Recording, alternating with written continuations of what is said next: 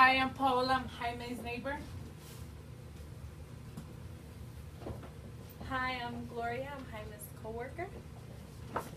Buenas tardes, soy María, vecina de Jaime. Hi, I'm Yamilet and I'm Jaime's neighbor.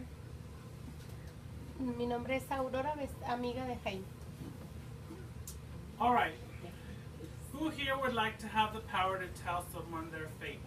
To tell someone their fortune?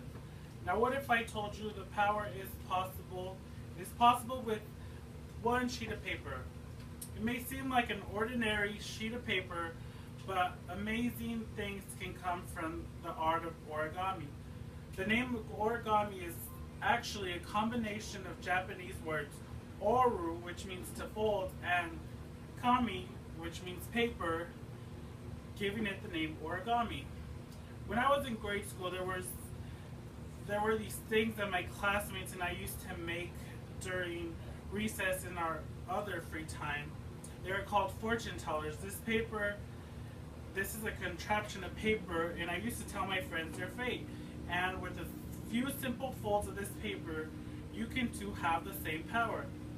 I'm kidding, of course, but origami does date back many centuries, and the kind of magic it contains is very real.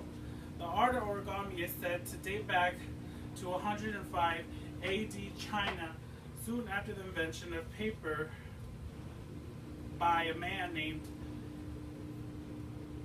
Tas al-Lung. But since there was a lack of historical evidence, historians claim the oldest records of folding paper goes to the Japanese in the 18th century, thus giving the credit of the art. Most origami is folded from a single sheet of paper with no cuts or tears in it. The first book on origami was published in Japan in 1797 and was titled Thousand Crane Folding.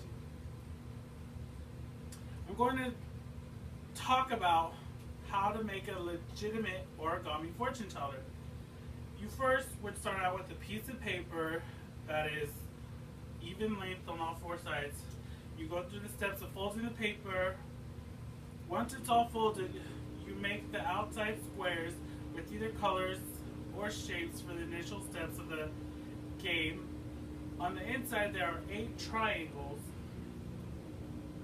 halves. You mark each half of the triangle numerically from 1 to 8 in any order you like.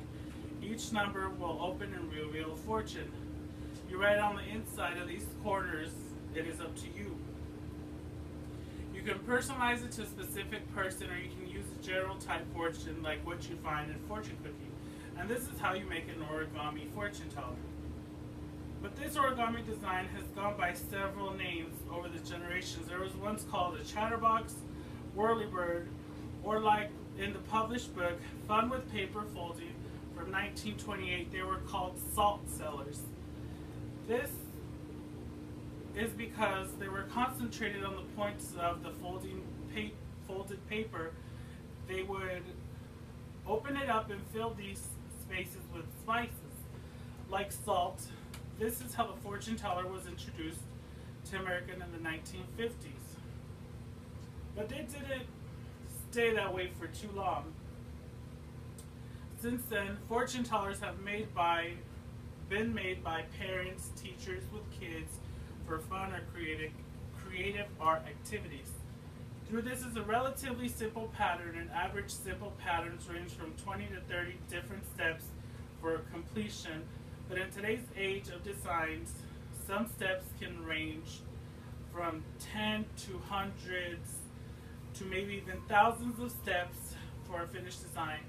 Robert Lang, a former physicist for NASA, he described his love of origami and how he pursued his passion. In college, he majored in mathematics and engineering and landed a job with NASA helping in the development and research of laser technology. But in 2001, he left NASA to explore his options in a career in origami. He started off making his own designs and even wrote books on the matter. He eventually designed patterns that could be used in the real world. He focused on a round design that would wrap around into a cylindrical geometry. His design grabbed the attention of NASA, and they employed his design to be used in rocket ships. Another successful design was in the development of a car airbag that would inflate from a small folded bundle. He used his math and engineering skills along with his passion for origami to develop these important designs.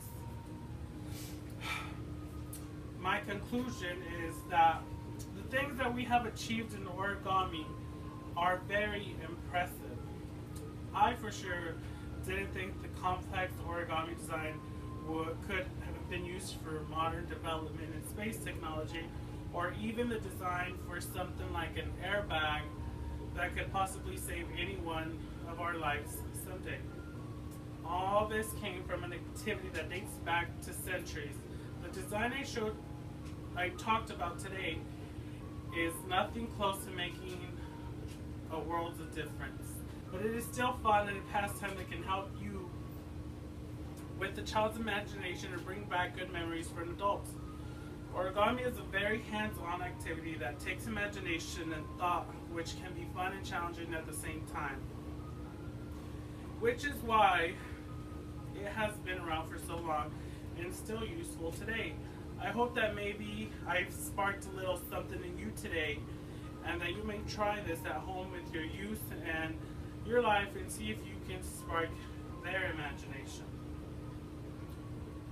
Thank you for coming today, and that is all.